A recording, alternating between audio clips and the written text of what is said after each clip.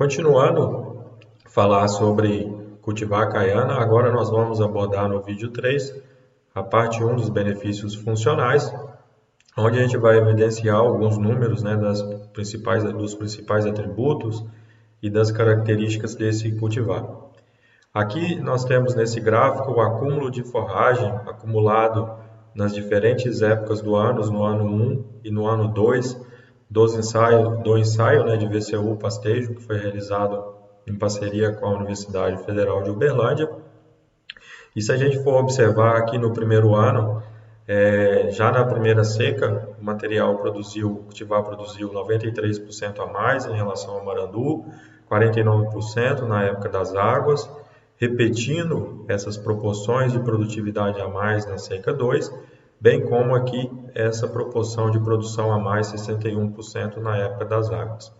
Se a gente fizer um resumo desse gráfico, né, com relação ao acúmulo de forragem em toneladas de matéria seca por hectare, para o ano 1, esse cultivar chegou a produzir praticamente 24 toneladas contra quase 15 do cultivar Marandu, algo em torno aí de 9 toneladas a mais de matéria seca comparado com a testemunha. Já no ano 2, essa diferença de produtividade de aproximadamente 8 a 9 toneladas de matéria seca se manteve. Então, esse cultivar evidencia aí uma estabilidade na produção comparado com a testemunha, né? E se a gente verificar a diferença de produtividade, ela é muito alta com relação ao Marandu, evidenciando que esse cultivar de fato tem um potencial produtivo, como a gente falou no módulo anterior, e consequentemente traz garantia de sucesso aí na escolha desse cultivar. É um material que apresenta um diferencial mesmo em relação à testemunha, se destaca bastante em relação ao que a gente tem de conhecimento no mercado, por justamente ter esse teto produtivo muito alto.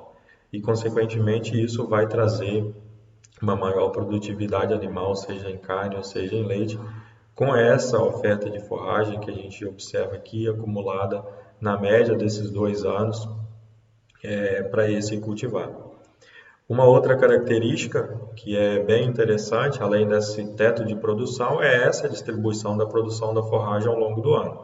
Ou seja, de todas essas 23 ou 19, na média aqui, aproximadamente 22 toneladas de matéria seca, uma proporção aproximadamente de 70% do que é produzido dessas 22 arrobas no período das águas e o restante no período da seca.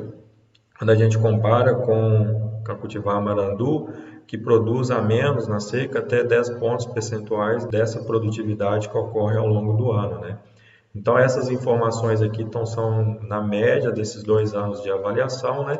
E aqui é um resumo para a gente observar que, devido a essa característica de ter uma melhor distribuição da produção da forragem ao longo do ano, essa cultivar é uma cultivar que apresenta como uma opção aí para que o produtor trabalhe no planejamento forrageiro dentro da propriedade e possa usar isso aí na época da seca para aumentar a sua capacidade de lotação no período seco do ano, uma vez que ele vai ter mais forragem disponível justamente no período de déficit hídrico, né, onde a disponibilidade de forragem dentro da propriedade é muito baixa.